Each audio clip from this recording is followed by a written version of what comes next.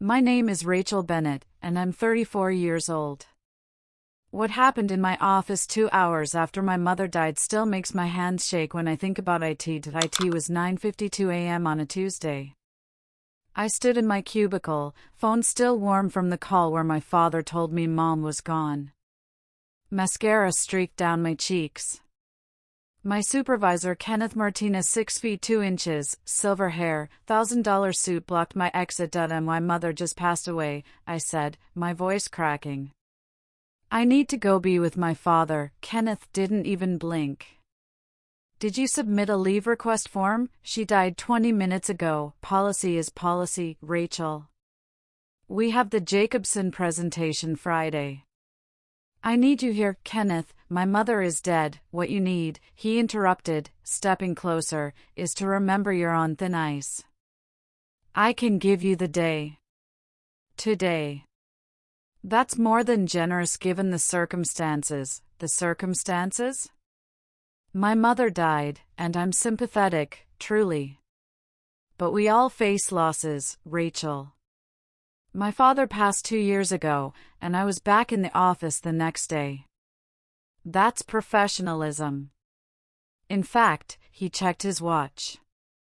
If you're going home anyway, you might as well take the files with you. I'll need your preliminary analysis by tomorrow morning, but here's what Kenneth didn't know. For 3 years, I'd been documenting everything. Every violation. Every illegal demand. Every harassment complaint he'd buried. That night at 9 p.m., I forwarded 847 files to HR, the CEO, and our company's legal team. By 9 a.m. the next morning, security was escorting Kenneth out of the building. The real shock? When the CEO of Morrison Industries, our $12 million client, called our board 2 weeks later, my mother's secret finally came out. She'd been on their board for 12 years. And she'd made absolutely certain that if anything ever happened to her, I'd be protected.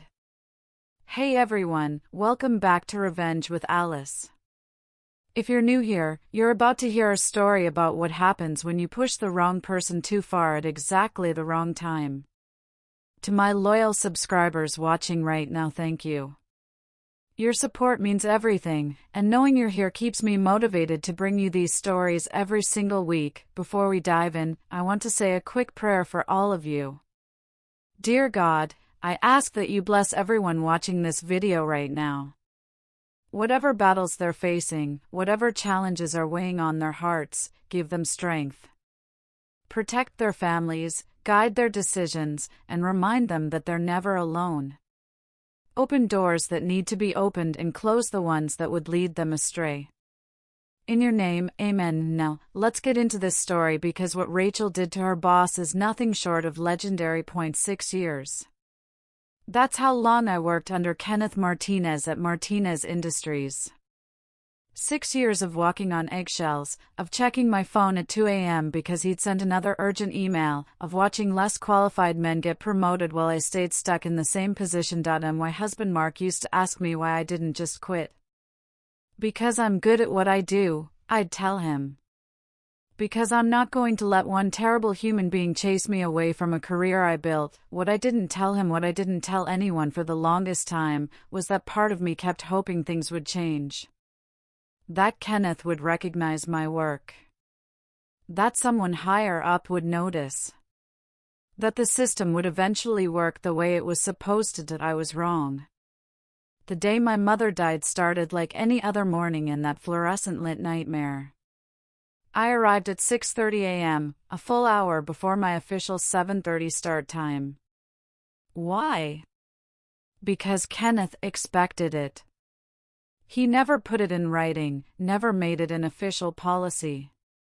Just this constant, unspoken pressure that if you weren't there early and staying late, you weren't serious about your career. Real professionals don't watch the clock, he loved to say, usually while leaving at 4 p.m. to make his golf game.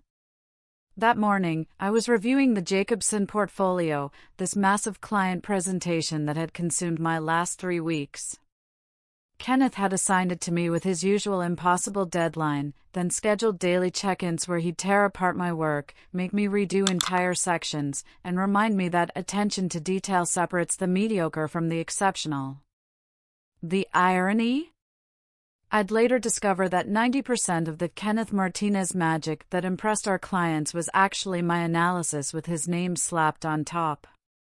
But I'm getting ahead of myself. My phone rang at 7:47 a.m. I almost didn't answer because Kenneth hated personal calls during work hours. But the screen showed Dad mobile and my father never called during the day. Never. He understood the situation, understood that Kenneth monitored everything. My hand was shaking as I answered, Rachel. Dad's voice broke immediately. Your mother. She had a stroke this morning. A massive one.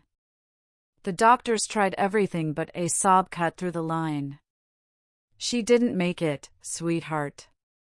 She's gone. The office disappeared. The computer screens, the papers scattered across my desk, the sound of keyboards clicking, it all faded into white noise. What? The word came out strangled. No, Dad, I just talked to her yesterday. She was telling me about her garden, about the tomatoes. Finally, I know, honey. I know. It was sudden. She was making coffee and then she just collapsed. The paramedics said it was quick. She didn't suffer, but I couldn't breathe. My mother was 61 years old. She did yoga 3 times a week. She just sent me photos of her hiking trip with her book club. This didn't make sense. I'm coming, I said, already reaching for my purse with my free hand. I'll be there in an hour. Less. Don't do anything, okay? Don't call the funeral home yet. I need to. My voice cracked completely. I need to see her. Drive safe, Dad whispered. Please, Rachel. Drive safe. I ended the call and just sat there, staring at the Jacobson spreadsheet on my screen. Numbers that suddenly meant absolutely nothing. My mother was dead. Patricia Bennett, the woman who taught me to read, who stayed up with me through every college finals week, who called me every Sunday just to hear my voice gone. I stood up, legs unsteady, and that's when Kenneth materialized at my cubicle entrance. He had this way of appearing silently, of positioning himself in doorways so you had to crane your neck to look up at him. At 6 feet 2 inches with that silver hair perfectly styled and his suit that probably cost more than my monthly rent, Kenneth Martinez had perfected the art of physical intimidation without ever laying a hand on anyone. Going somewhere? His tone was pleasant, almost friendly. But his eyes were calculating, cold. My mother just passed away. The words felt surreal coming out of my mouth.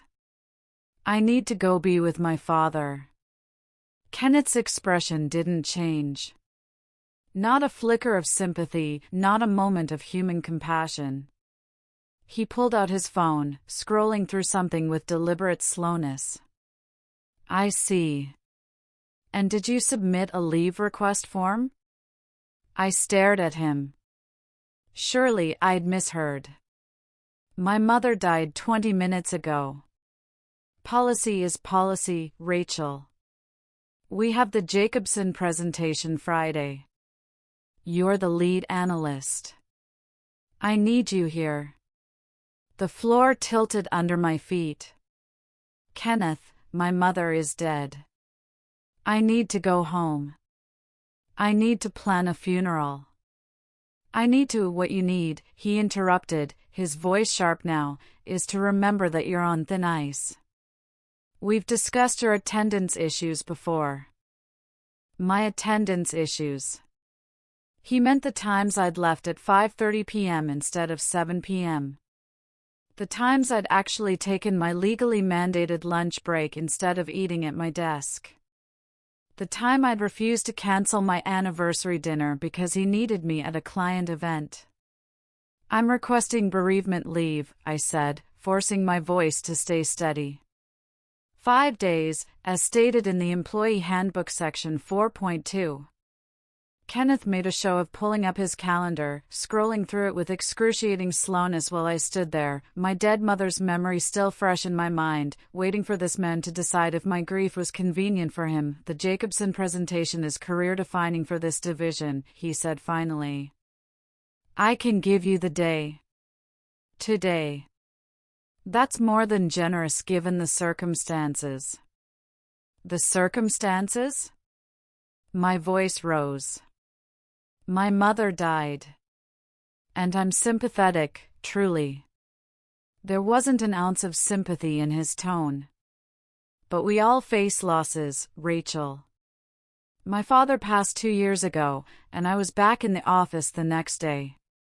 That's professionalism. Life goes on. Business goes on. The clients don't care about our personal situations. Something hot and sharp twisted in my chest. The handbook specifically allows 5 days of bereavement leave for immediate family. The handbook is a guideline. As your direct supervisor, I have discretion in these matters. 1 day, Rachel. Take it or leave it, but the Jacobson work doesn't stop. He checked his watch like he had somewhere more important to be. In fact, if you're going home anyway, you might as well take the files with you. I'll need your preliminary analysis by tomorrow morning. Email it to me by 8 a.m. I looked at this man who'd made my life miserable for 6 years. Who'd called me into his office at 6 p.m. on a Friday and assigned me work he knew would ruin my weekend plans. Who denied my promotion 3 times while promoting Mark Stevens, who had 2 years less experience and a bachelor's degree while I had my master's. Who'd made comments about my appearance, my attitude, my inability to be a team player. And now, with my mother not even cold yet, he was demanding I work through my grief. I'll submit the formal leave request through HR, I said quietly. Kenneth's smile was all teeth, no warmth. You do that. But know this, Rachel. The Jacobson presentation happens with or without you. If you choose to be absent during this critical period, I'll remember it during your performance review. Some things are more important than personal matters. I expect you to decide what kind of professional you want to be. He walked away, leaving me standing in my cubicle, my mother's death reduced to an attendance issue and inconvenient timing. I grabbed my purse and walked out. I didn't stop at HR. I didn't stop at anyone's desk. I just got in my car and drove to my childhood home, where my father sat at the kitchen table, sobbing over Mom's favorite coffee mug, the one that said "World's Best Mom" that I'd given her when I was 12. We held each other and cried. The house still smelled like her perfume. Her reading glasses were on the side table. The mystery novel she'd been reading sat open, bookmark in place, waiting for her to return and find out who the killer was. She'd never find out now. She was so proud of you, Dad said, his voice hoarse. She bragged about you to everyone. Her daughter, the financial analyst. Her brilliant girl. I couldn't tell him that my brilliant career consisted of being bullied by a man who thought my mother's death was inconvenient timing. That afternoon, we started making arrangements. Calling the funeral home. Picking out a casket. Deciding on the service. All those horrible, necessary tasks that come with death. My phone buzzed constantly. Kenneth, sending increasingly demanding emails. Rachel, I need the Jacobson numbers by 8 p.m. This is non-negotiable. Where is the market analysis I requested last week? This is holding up the entire presentation. Rachel, your lack of responsiveness today is noted. We'll need to discuss your commitment to this team. I understand you're dealing with a loss, but the work doesn't stop. I need those files. This is your third missed deadline today. Consider this an official warning. Rachel. Answer your phone. This is serious. Each email made my hands shake harder. Each message drove the knife deeper into my chest. By 6 p.m., I was sitting at my mother's desk in her home office, the one she used for her freelance editing work. Her red pen sat next to a manuscript. Post-it notes with her handwriting covered the edges of her computer monitor. Check Chapter 7 Continuity. Research Victorian Morning Customs. Call Rachel Sunday. She'd never make that call. I sat there, staring at her desk, and something inside me shifted. Not broke, crystallized. Like water flash freezing into ice, all that pain and rage and grief transformed into something sharp and clear and focused. Mom had always told me to document everything. Paper trails matter, sweetheart, she'd said 100 times. People forget what they said. They rewrite history to make themselves look better. But emails don't lie. Documents don't lie. If someone's treating you badly, write it down. Save it. You never know when you'll need proof. For 3 years, I'd been following her advice. Not out of paranoia, but because Kenneth's behavior had become so outrageous that some part of me knew it would eventually matter. Every inappropriate comment, saved. Every after-hours demand, time-stamped. Every denied request, archived. Every witness statement from colleagues who'd suffered similarly, quietly collected in a folder they thought I'd never share. I'd started the documentation 3 years ago, right after Kenneth forced me to cancel my anniversary dinner. Mark and I had reservations at this amazing restaurant, the kind of place you book months in advance. I'd put in my time off request 6 weeks early, gotten approval from HR, marked it on every calendar. The day before our anniversary, Kenneth walked into my cubicle at 4:30 p.m. Rachel, I need you at the Hendricks client dinner tomorrow night. I can't. It's my anniversary. I have plans, cancel them. Hendricks specifically requested our best people, and you know that account inside and out. Kenneth, I requested this time off months ago, and I'm unrequesting it. This is your job, Rachel. Sometimes we have to make sacrifices. I'd gone to that dinner. Sat through 3 hours of clients and steak and wine while my husband ate takeout alone in our apartment. Kenneth introduced me to Hendricks as my assistant, even though my title was senior financial analyst. When I'd corrected him, Kenneth laughed and said, "She's ambitious, this one." That night, I'd created a folder on my personal laptop. Called it Professional Development. Started saving everything. Now, sitting at my dead mother's desk while Kenneth sent me emails calling her death an inconvenience, I opened that folder. 847 files stared back at me. 6 years of systematic abuse, all meticulously organized into categories. I clicked on the first file. An email from my first month at Martinez Industries, dated 6 years ago, from Kenneth Martinez to Rachel Bennett. Subject: dress code reminder. Rachel, I noticed your skirt today was somewhat distracting to the male members of our team. While I appreciate your sense of style, I'd ask that you dress more conservatively if you want to be taken seriously in this field.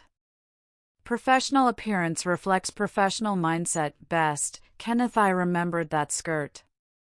Navy blue, knee-length pencil cut, paired with a white blouse. Completely professional. I'd worn it because I had a client presentation that day and wanted to look polished. The next file was a memo from year 2. Team, for today's board meeting, I'll need someone to take detailed notes. Rachel, you have the neatest handwriting, so you'll handle that. Make sure you capture everything. 3 male analysts with my exact same title had sat at that table. None of them were asked to be secretary. When I'd tried to participate in the discussion, Kenneth had cut me off. "Rachel, focus on the notes, please. We need accuracy."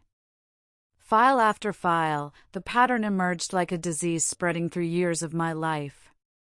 There was the vacation request denial email. "Rachel, I'm denying your PTO request for December 20th to 27th. Someone needs to hold down the fort during the holidays, and given your recent performance concerns, I need you here." That same week, he'd approved vacation requests for Brian and Jason, both junior analysts, for the exact same dates. My performance concerns were never specified, never documented, never real. I found the performance review from year 3. The one that still made my blood boil. Areas for improvement: Rachel struggles with being a team player. She often prioritizes personal commitments over team needs and has shown resistance to taking on additional responsibilities. Her attitude can come across as confrontational when receiving constructive feedback. Translation: I'd refused to work through Christmas Eve because Mark's parents were visiting from out of state. I'd questioned Kenneth's numbers on a quarterly report, numbers that turned out to be wrong. I'd asked why I was consistently given work at 6 p.m. on Fridays that couldn't wait until Monday. Then I reached the file that made me close my eyes and breathe slowly through my nose. An email thread between Kenneth and his assistant manager, Tim Carlson. They'd been discussing staffing for a client golf outing. I'd only seen this because Tim had accidentally CC'd me, then immediately sent a recall request. But once something's in your inbox, recalling doesn't actually delete it. "Kenneth, what about Rachel for the Donovan golf day? She knows that account cold." "Tim, you sure? Might be distracting having her there. LOL. Kenneth, Rachel's got legs for days, doesn't she? Too bad she's got that attitude. But yeah, she knows the numbers. Client likes looking at pretty things while talking business." "Tim, man, HR would kill you for that." "Kenneth, HR works for me, buddy. Who do you think they'll believe?" I'd been 28 years old when they wrote that. I'd spent 4 years earning my master's degree, graduated top of my class, passed the CFA exam on my first attempt. And to them, I was legs and a pretty thing to distract clients. I'd submitted a formal complaint to HR about that email thread. The complaint had mysteriously disappeared from my file. But I'd kept copies. Always keep copies. My phone buzzed. Another email from Kenneth. "Rachel, it's now 6:45 p.m. and I still haven't received the Jacobson analysis. This is completely unacceptable. Your mother's situation does not exempt you from your professional responsibilities. I expect those files within the hour or we'll need to have a serious conversation about your future with this company." My mother's situation. Like she'd missed a bus. Like she'd caught a cold. Not like she'd died suddenly at 61, leaving behind a husband of 37 years and a daughter who would never hear her voice again. I opened another file. This one was an audio recording. 3 months ago, I'd questioned Kenneth's calculations on a client risk assessment. I'd done it privately, in his office, showing him the spreadsheet where his numbers didn't match the source data. His response had been to scream at me for 20 minutes, not raised voice. Not stern talking to. Full volume, door closed, fury-red face screaming about how I was undermining his authority, how I clearly didn't respect the chain of command, how I thought I was smarter than everyone else. "You're an analyst, Rachel. Analyst. That means you analyze what I tell you to analyze, the way I tell you to analyze it. You don't question me. You don't correct me. You certainly don't waltz into my office acting like you know better than someone with 20 years of experience. Do you understand me? Do you?" My colleague Jennifer had been walking past his office. She'd heard everything through the door. She pulled out her phone and recorded the last 8 minutes, then sent me the file later with a message, "You need to document this. He's out of control." Kenneth's numbers had been wrong. My calculations were correct. The client later confirmed it. Kenneth never apologized, never acknowledged his mistake. He just moved forward like it hadn't happened and gave me a needs improvement rating on my next quarterly review for communication skills. I found the text message screenshots. Kenneth had my personal cell number and used it liberally. Sunday, 11:47 p.m. Need you to pull the Morrison files first thing tomorrow. Client meeting moved up. Friday, 10:23 p.m. Where are we on the Jacobson numbers? Need an update. Saturday, 2:34 a.m. Just thought of something for the presentation. Call me when you wake up. Tuesday, 9:15 p.m. Rachel, you're not responding. This is unacceptable. I need those reports tonight. Hundreds of messages. Nights, weekends, holidays. The expectation that I was available 24/7, that my time belonged to him, that boundaries were a sign of weakness. I pulled up the spreadsheet I'd created tracking wage theft. Every instance where Kenneth had demanded I work beyond my 40-hour week without overtime compensation. I was salaried, but there are legal limits. The Fair Labor Standards Act has protections. 312 documented instances over 6 years. Roughly 847 hours of unpaid overtime. At my hourly rate, that came to $43,000 in stolen wages. The file labeled credit theft was perhaps the most damning. I'd kept copies of every major project I'd worked on, the original drafts with my name, the analysis I'd created, the presentations I'd built from scratch. Then I'd saved the final versions that went to clients, all bearing Kenneth's name as primary author with me listed as support staff if I was mentioned at all. The Jacobson presentation he was currently harassing me about? I'd written every word. Created every chart. Run every calculation. Kenneth's contribution had been telling me to make it pop more and changing the font. Sat back in my mother's chair, tears streaming down my face. But they weren't grief tears anymore. They were rage tears. The kind that burn hot and leave you feeling clear-headed and dangerous. Mom's voice echoed in my memory from a conversation we'd had last year. I'd been complaining about Kenneth over Sunday dinner.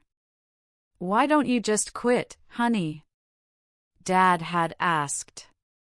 But Mom had looked at me with those sharp, intelligent eyes and said, because she shouldn't have to. Because men like that count on women being too tired or too scared to fight back. They count on you leaving quietly so they can do it to the next person. She'd squeezed my hand. "If you ever do fight, baby girl, make sure you win." At 8:47 p.m. on the day my mother died, I began composing an email that would end Kenneth Martinez's career. The recipient list took me 10 minutes to compile. I wanted to make sure I didn't miss anyone. Jennifer Walsh, Chief HR Officer. She'd been with the company for 15 years, had a reputation for being thorough and fair. Robert Green, CEO. I'd met him exactly twice, both times at company holiday parties where he'd seemed genuinely interested in employee welfare. Time to test if that was real or just corporate performance. Martha Chin, head of legal.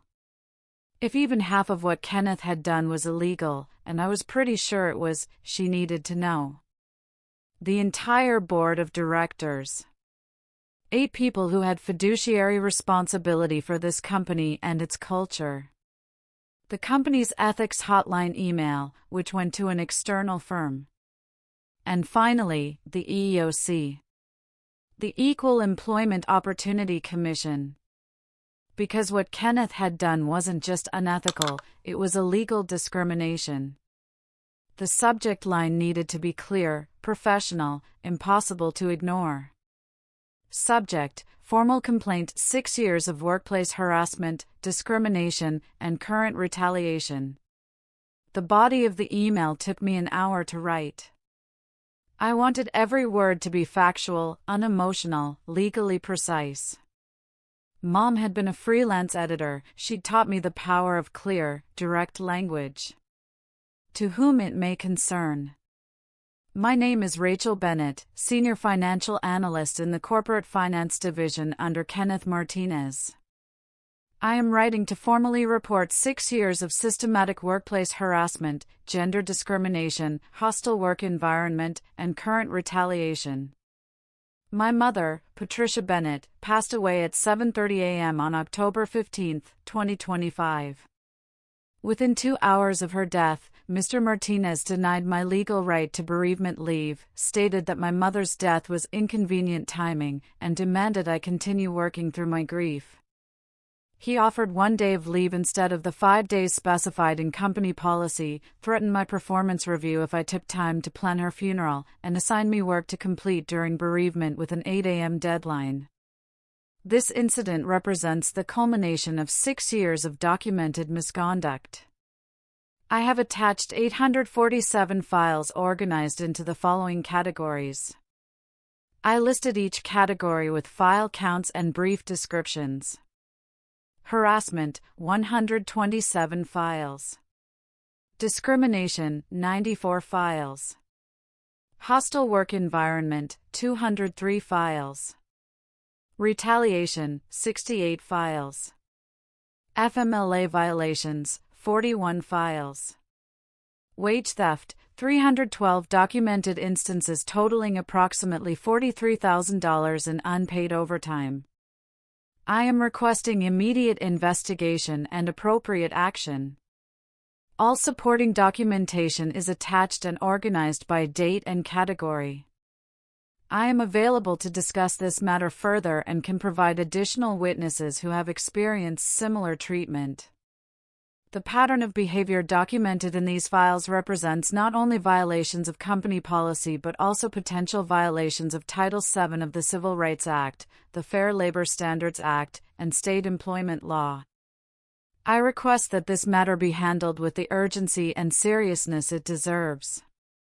Respectfully, Rachel Bennett, Senior Financial Analyst. I attached all 847 files.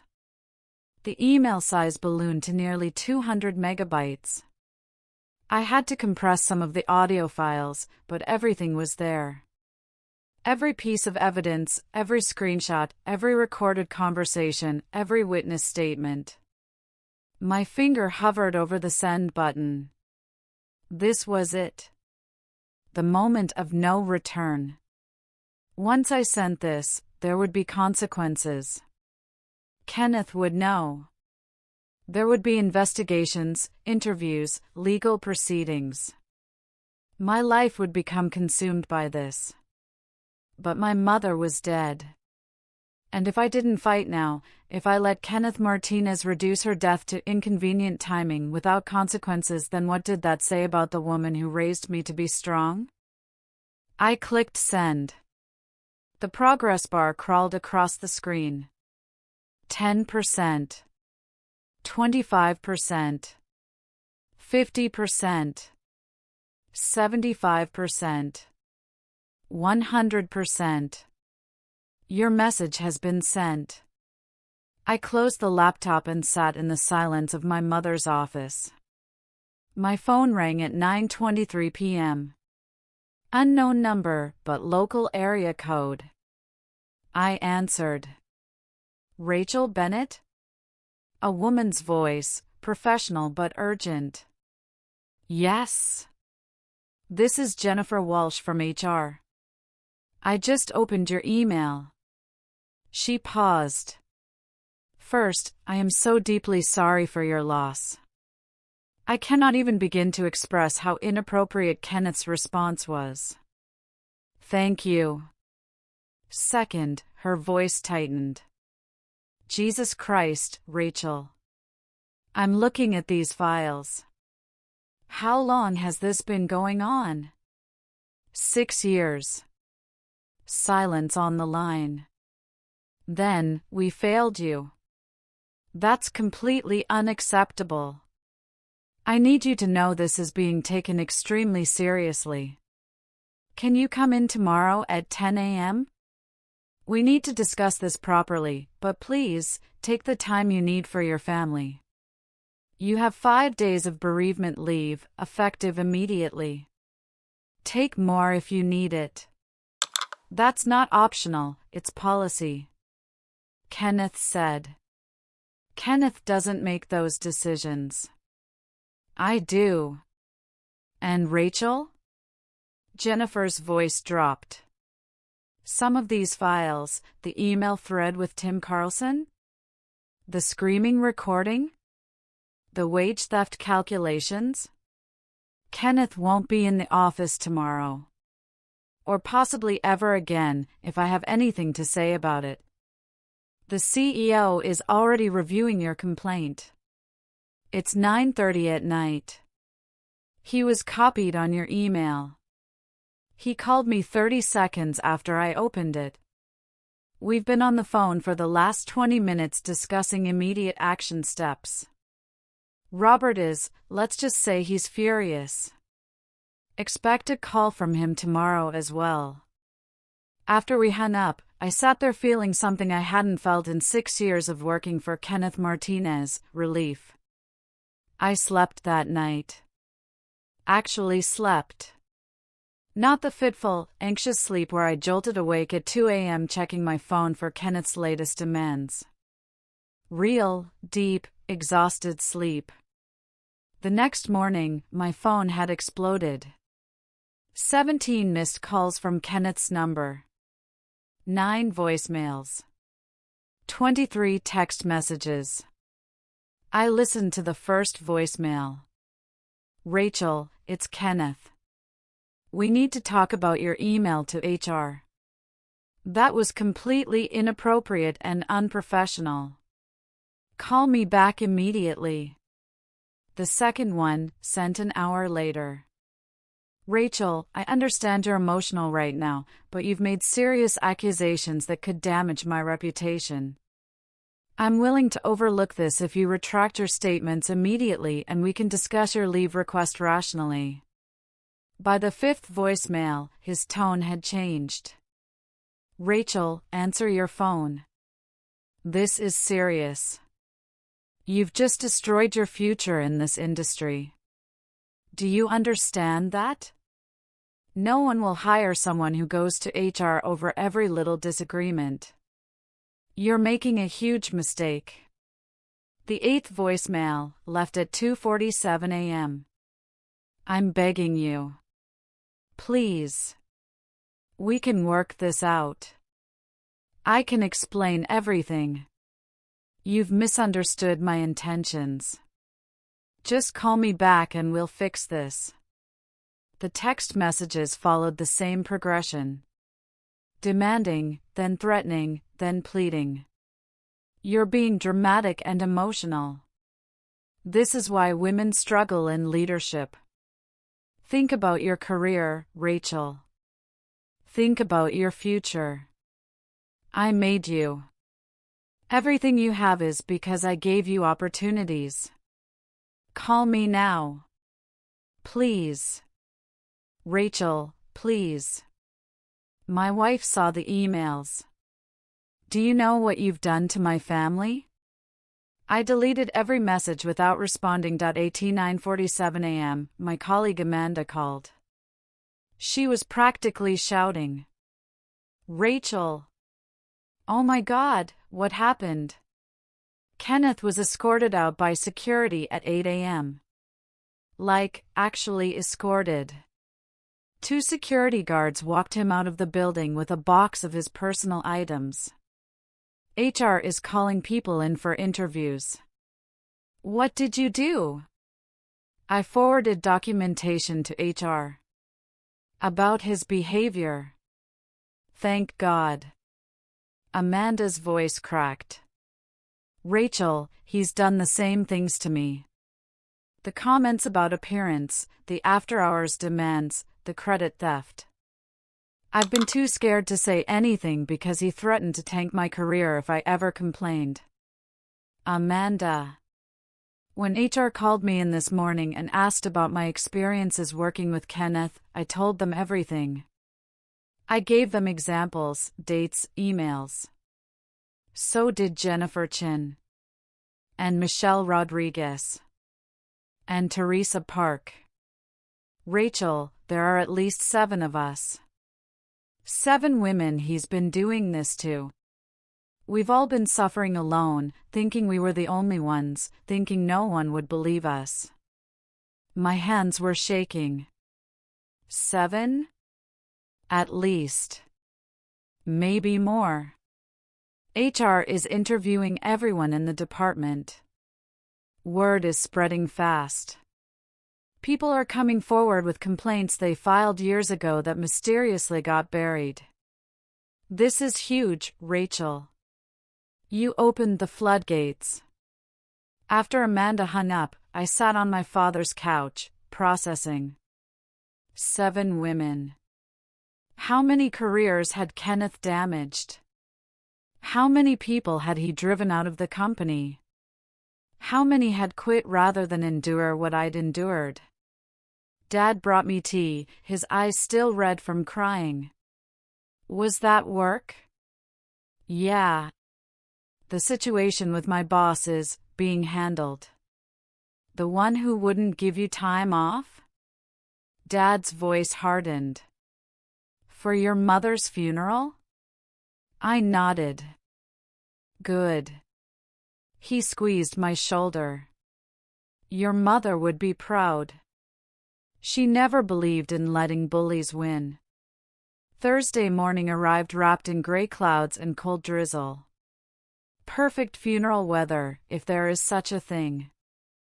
I wore emerald green, Mom's favorite color. She'd always said black was too depressing for celebrating someone's life. When I go, she'd told me once, I want people to wear colors. I want them to remember the good times, not just mourn the loss.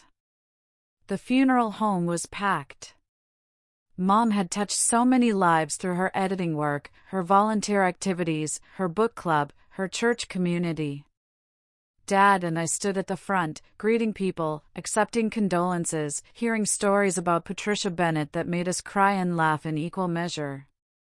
She edited my dissertation, a young woman told me. She worked with me for 3 months, refusing payment because she said education was important. I'm a professor now because of her patience. Patricia organized our entire food bank initiative, an older man said. She recruited volunteers, secured donations, managed the logistics. Hundreds of families ate because of her dedication. My phone buzzed once during the service. I glanced at it quickly. An email from Robert Greene, the CEO. I'd read it later. Right now, I needed to focus on celebrating my mother's life. I stood at the podium for the eulogy, looking out at the sea of faces. My mother taught me that strength isn't about never falling down. It's about getting back up. She taught me that kindness isn't weakness, it's courage. She taught me to document everything, to trust but verify, to fight smart instead of fighting loud. I smiled through tears. She taught me that powerful people count on your silence. They count on you being too scared or too tired to stand up for yourself. But when you do stand up, make sure you win. Mom knew I was struggling at work. She never interfered, never fought my battles for me, because she believed I needed to learn to fight for myself. But she made sure I had the tools I needed. She taught me about paper trails and evidence and the power of documentation. And even though she's gone, her lessons are still protecting me. After the service, after the burial, after the reception where Dad and I smiled until our faces hurt, I finally checked that email from Robert Greene.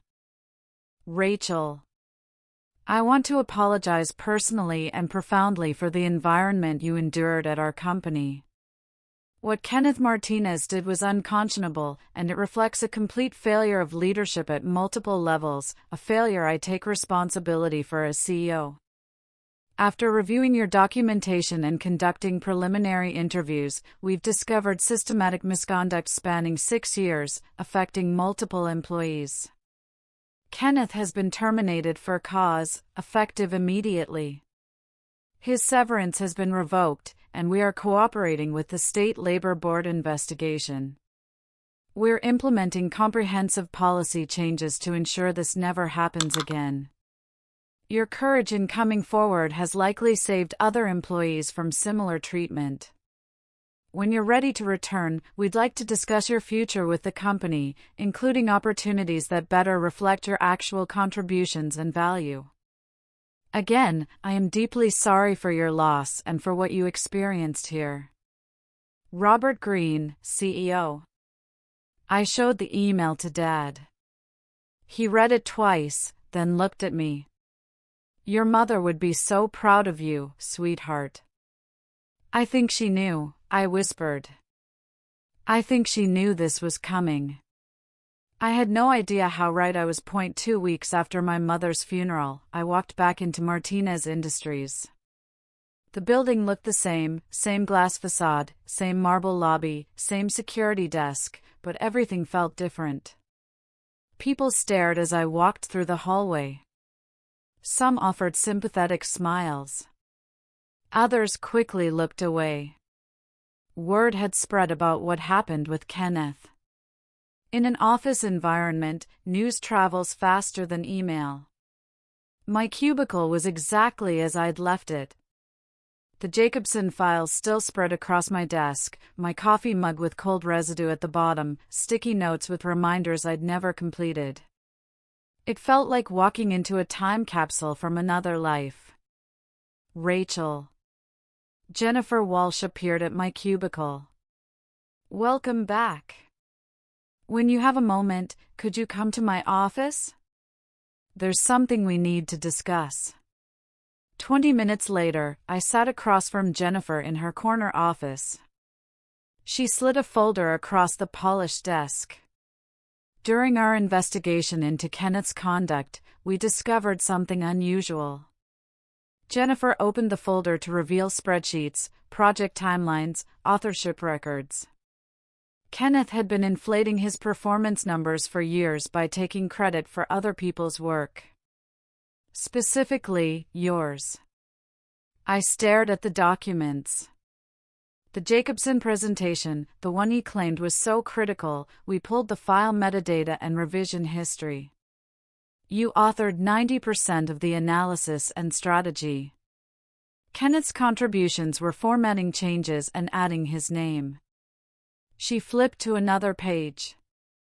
We went through 6 years of projects. The Morrison account strategy that won company achievement of the year? Your work. The Hendricks portfolio restructure that saved them $2.3 million? Your analysis.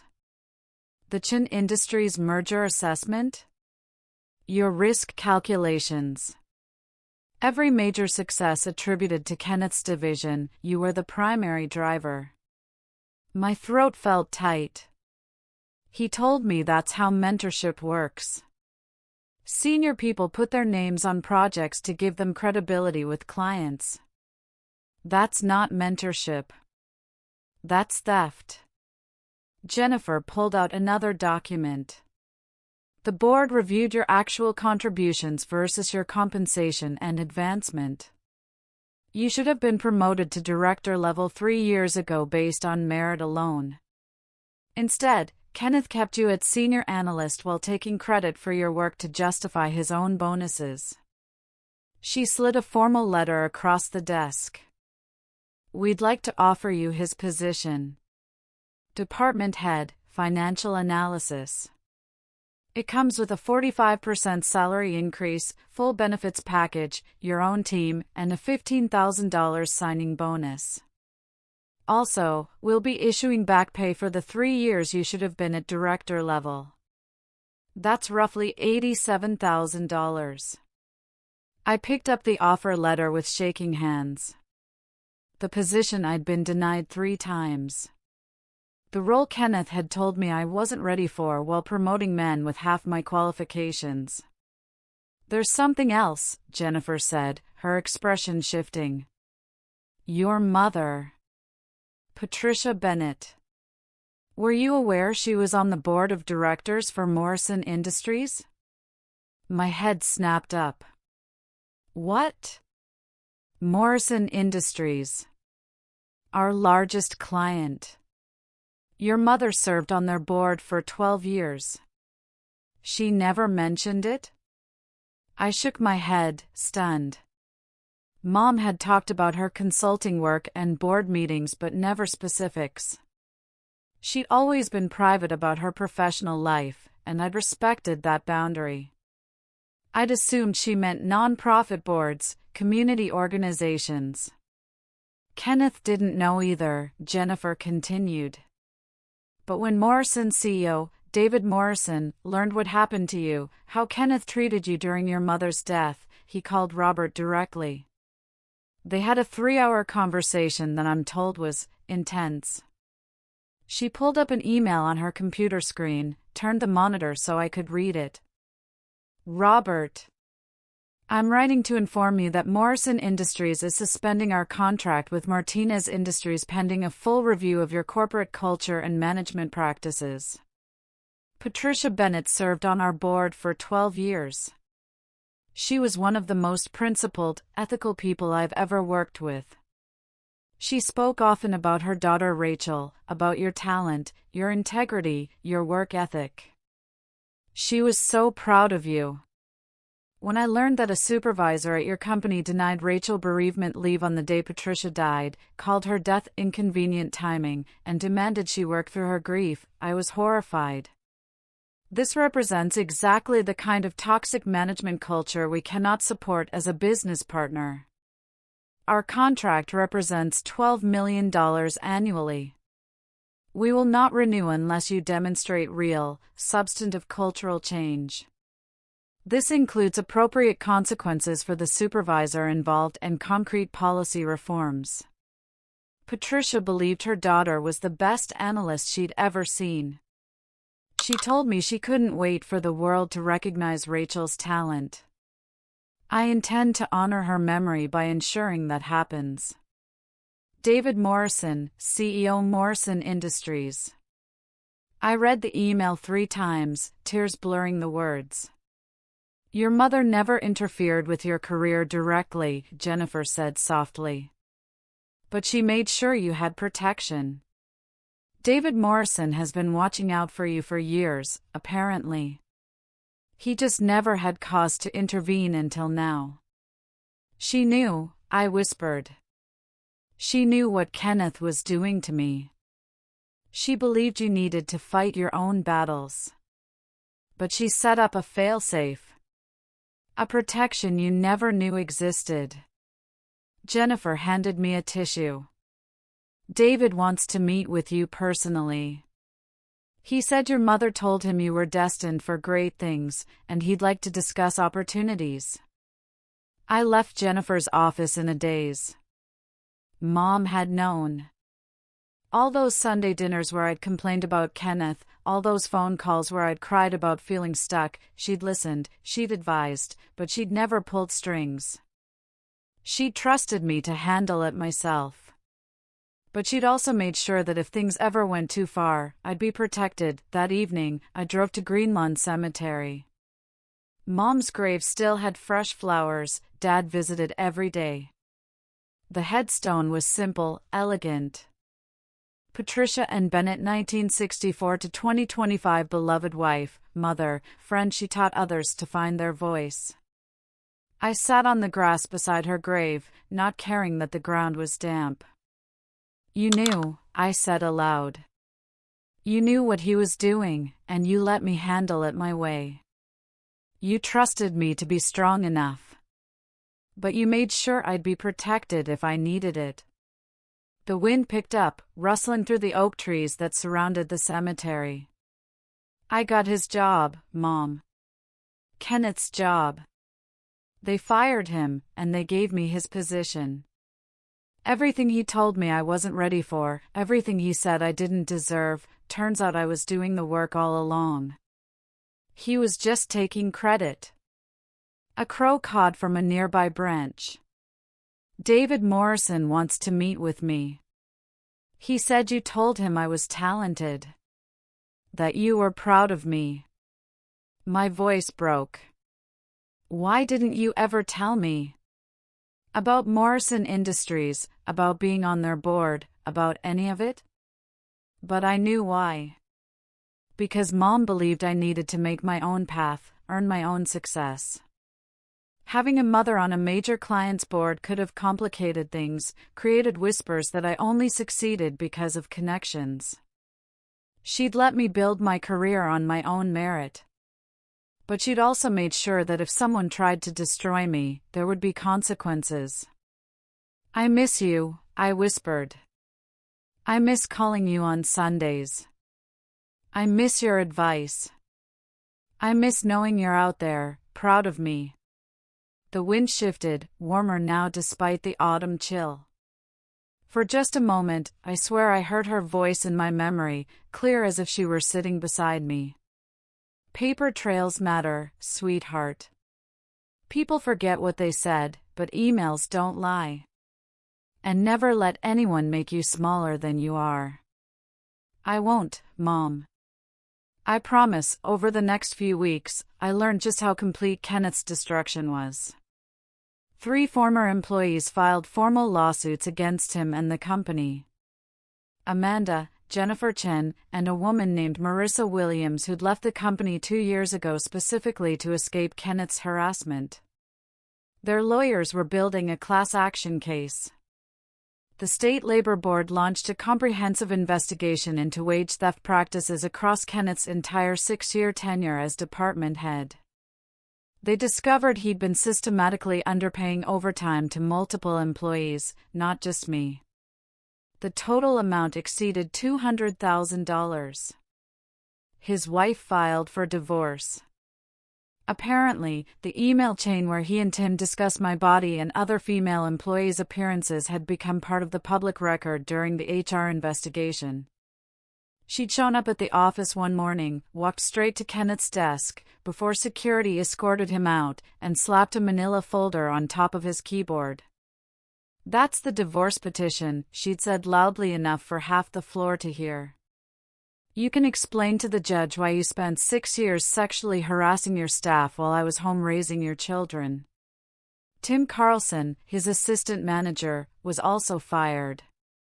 Apparently, his own history of inappropriate behavior was extensive once HR started digging. But the professional consequences were perhaps the most devastating for Kenneth. He tried to get hired at Davidson and Associates, a competing firm. They called Robert Green for a reference. Robert's response was brief: "I cannot in good conscience recommend Kenneth Martinez for any position of authority." He applied to Sterling Financial Group. They called David Morrison, since Morrison Industries was also their client. David's response was even more direct: "If you hire Kenneth Martinez, you'll lose our account." Word spread through industry channels. Kenneth Martinez had become radioactive. No reputable firm would touch him. I heard through the grapevine that he'd eventually found work at a small consulting startup, making a fraction of his previous salary, with no direct reports and no authority over anyone. His LinkedIn profile, which had once boasted about his award-winning leadership and innovative team management, went dormant. No updates, no posts, no professional activity. The man who'd built his entire career on other people's work and fear-based management had finally faced consequences. Life developed a new rhythm. I was good at my job, better than good. Turns out, when you're not being actively sabotaged and gaslit, you can actually thrive. My team loved working for me, or so they said in the anonymous 360 reviews HR conducted. Rachel actually listens. She gives credit where it's due. She respects work-life boundaries. She makes you want to do your best work. Novel concepts, apparently. The Jacobson presentation, the one Kenneth had been so desperate about, I delivered it 3 weeks after taking over his position. The clients were impressed. They expanded their contract by 30%. I met with David Morrison at Morrison Industries headquarters. He was in his 60s, distinguished, with kind eyes that reminded me a little of my father. "Your mother talked about you constantly," he said, showing me to his office. "She was so proud. Every board meeting, she'd find a way to mention something brilliant you'd done, some analysis you'd completed. She never pulled strings for you, though. Said you needed to succeed on your own merit." That sounds like her, but she also said that if anyone ever tried to destroy you unjustly, she'd rain hellfire down on them. He smiled. Patricia was formidable when it came to protecting people she loved. When I heard what that manager did to you on the day she died, well, let's just say the contract suspension was the mildest response I considered. We talked for an hour about potential collaboration between Morrison Industries and our firm. But mostly, we talked about my mother. Her work on the board, her advocacy for ethical business practices, her belief that companies had responsibilities beyond profit. "She left something for you," David said toward the end of our meeting. He handed me a sealed envelope with my name in Mom's handwriting. My hands trembled as I opened it. "My dearest Rachel, if you're reading this, I'm gone. And knowing you, you're probably beating yourself up about something related to work or wondering if you made the right choices. Stop that. You are brilliant. You are strong. You are everything I hoped you'd be and more. The world will try to make you small. Mediocre men will try to take credit for your work. Insecure leaders will try to diminish your light. Don't let them. I've watched you endure things that would have broken other people. I've seen you question yourself when you should have been celebrated. It took everything in me not to interfere, not to call in favors, not to make things easier for you. But you needed to know your own strength. You needed to build your own path. And you have, sweetheart. You have. If something happened that brought you to David's office, it means someone pushed too far. Good. I'm glad you fought back. I'm glad you didn't stay silent. I'm glad you chose yourself. You've always made me proud. Not because of your career or your accomplishments, though those are wonderful, but because of who you are. Kind, principled, resilient. You get that from your father, you know. I just taught you to document everything. Live boldly. Love deeply. Take up space. And never, ever let anyone tell you your pain is inconvenient. All my love, forever and always, Mom. I sat in my car in Morrison Industries' parking garage and cried until I couldn't breathe. 6 months after Kenneth's termination, I ran into him at a coffee shop 3 blocks from my apartment. I was picking up my usual Saturday morning latte, still in workout clothes from the gym, when I saw him standing in line. He looked different. Smaller somehow. His suit was off the rack, wrinkled at the elbows. His hair, once perfectly silver and styled, needed cutting. He'd lost weight, and not in a healthy way. He saw me at the same moment I saw him. His face went through a series of rapid changes: recognition, shame, anger, fear, before settling into resignation. He opened his mouth, closed it, then finally said, "Rachel." "Kenneth." We stood there in awkward silence while the barista called out orders and other customers chatted around us. The coffee shop's music played too loudly, some upbeat pop song completely at odds with the tension.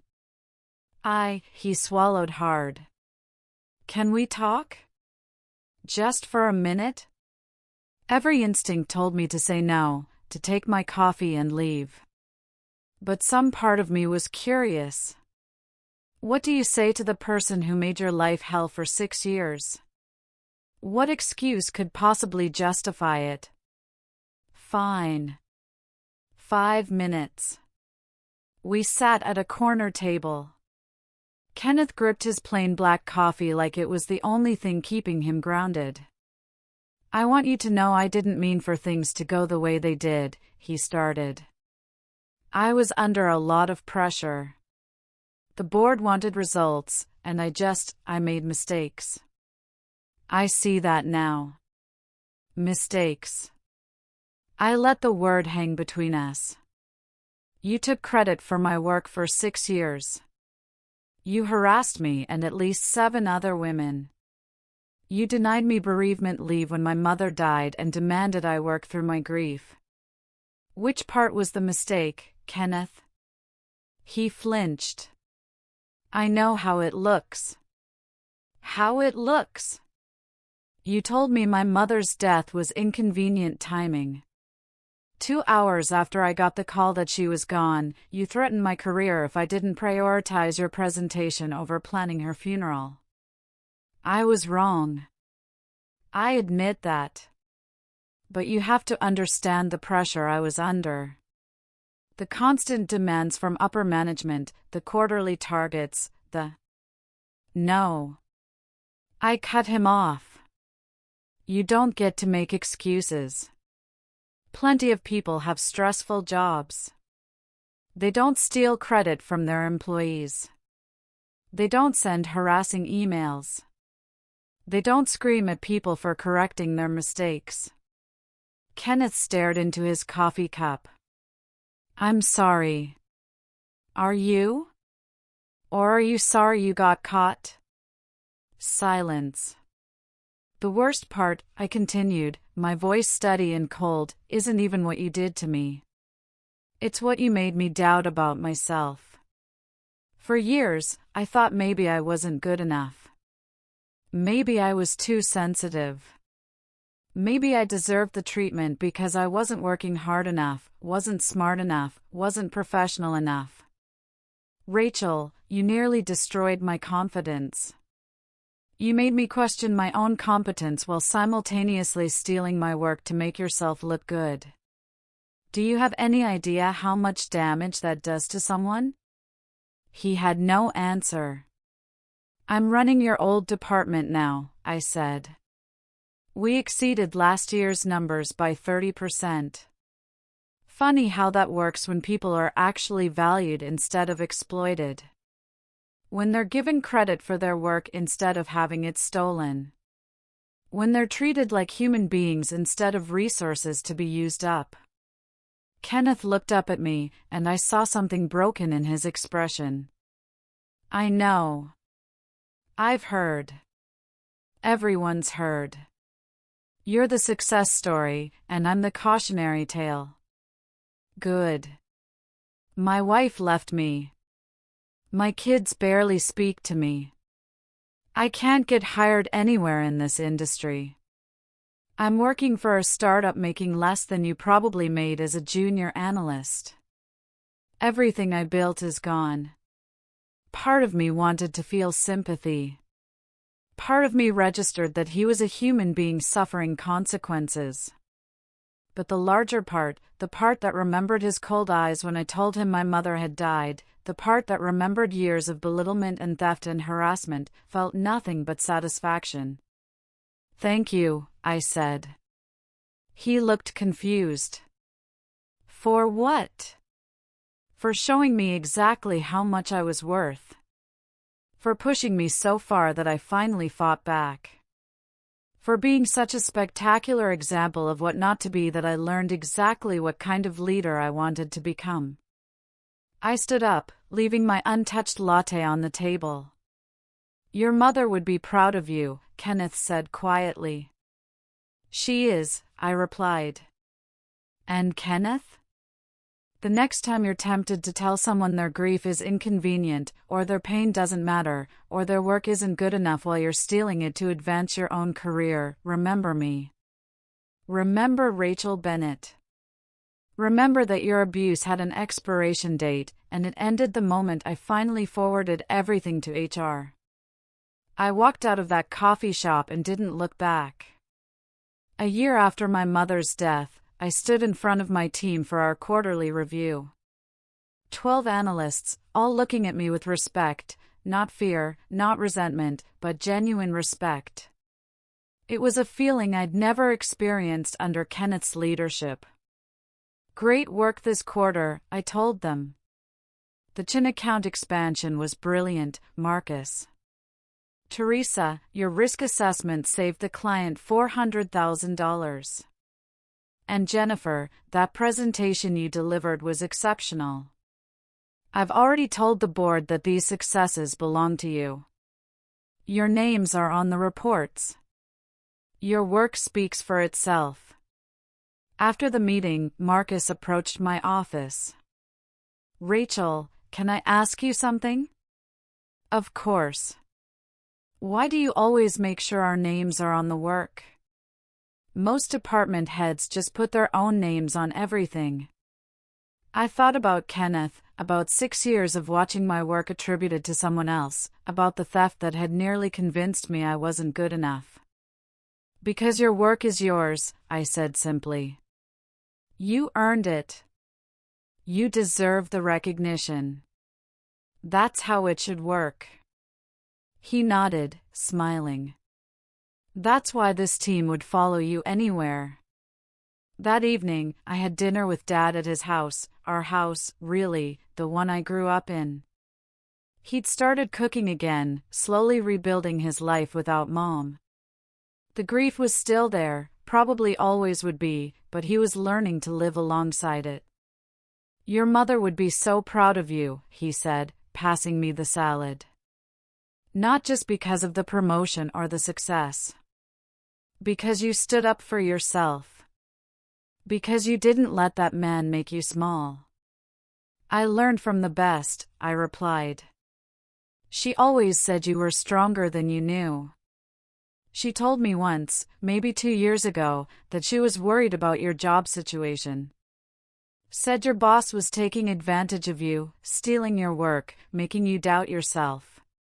Why didn't she say anything to me? Because she knew you'd figure it out. She said, Rachel needs to find her own strength. If I intervene, she'll always wonder if she could have done it herself. But I'm making sure there's a safety net if things go too far. Dad smiled sadly. She was playing chess while the rest of us were playing checkers. I thought about Mom's letter, about David Morrison, about the protection she'd built without ever telling me. She was right, I said. I did need to find my own strength. But knowing she was there, even after she was gone, that made all the difference. The lawsuit that Amanda, Jennifer, and Marissa filed against Kenneth and Martinez Industries settled 8 months after my initial complaint. The company paid out $1.2 million divided among 7 plaintiffs, everyone who'd experienced Kenneth's harassment and came forward. But more importantly, the case triggered industry-wide conversations about workplace harassment, credit theft, and toxic management cultures. I was invited to speak on a panel at the National Finance Conference about workplace ethics and leadership. Standing on that stage, looking out at hundreds of professionals, I told my story.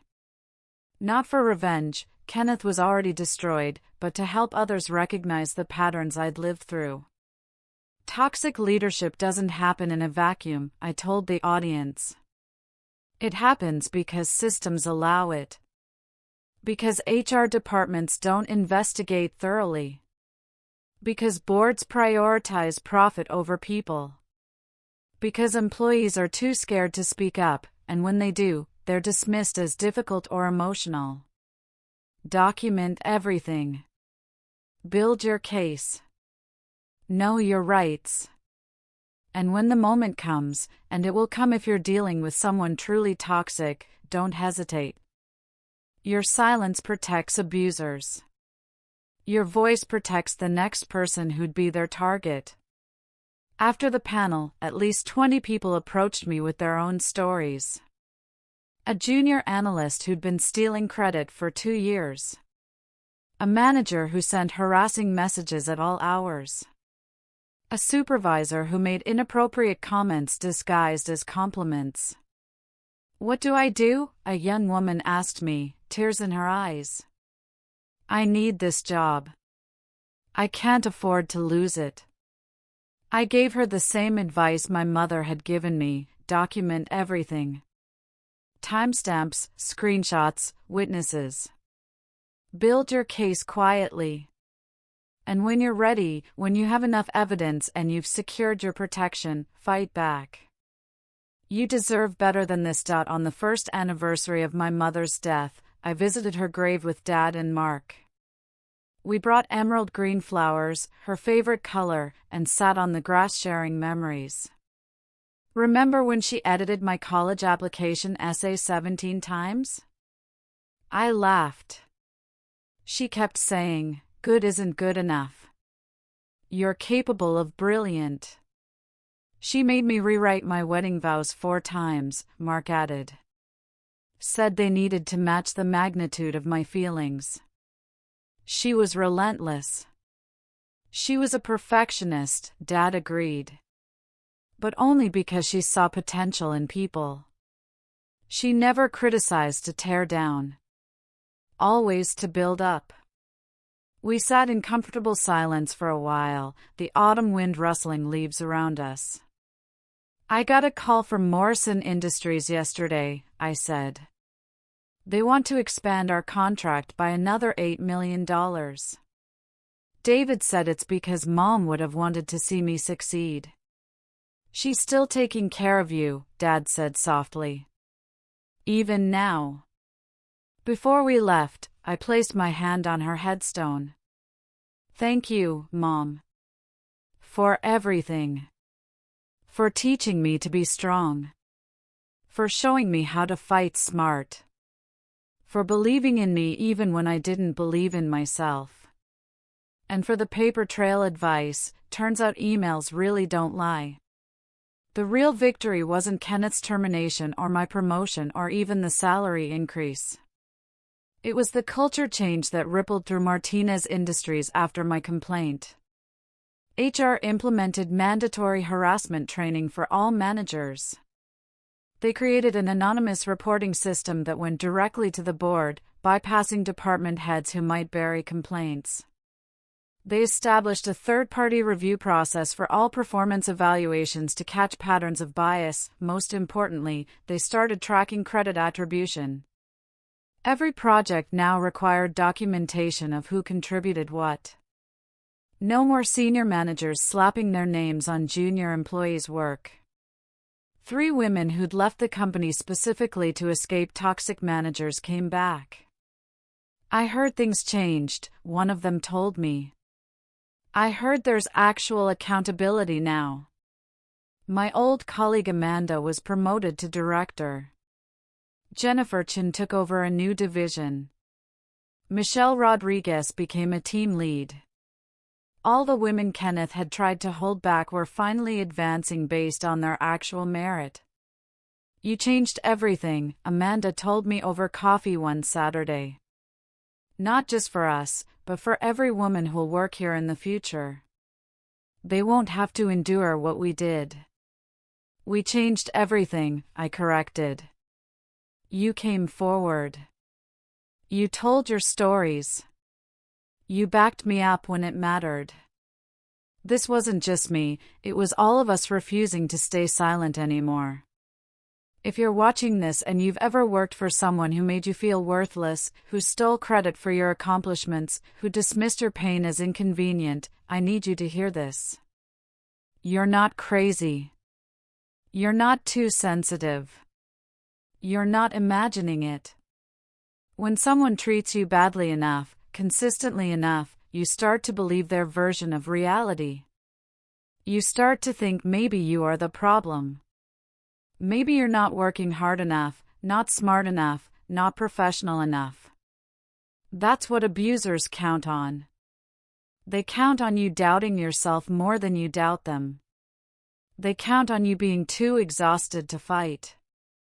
They count on you staying silent because speaking up seems too risky, too hard, too unlikely to change anything. But here's what I learned: your silence protects them. Your voice protects you and everyone who comes after you. Document everything. Dates, times, emails, messages, witnesses. Build your case methodically. Know your company's policies and your legal rights. And when you have enough evidence, when you're protected and prepared, act decisively. The right time to stand up for yourself is now. Not next month, not when you have another job lined up, not when conditions are perfect. Now. Because tomorrow that abusive boss will do the same thing to someone else. Tomorrow another talented person will start doubting themselves. Tomorrow another opportunity will be stolen. My mother died believing I was strong enough to fight my own battles. She was right. And you're strong enough too.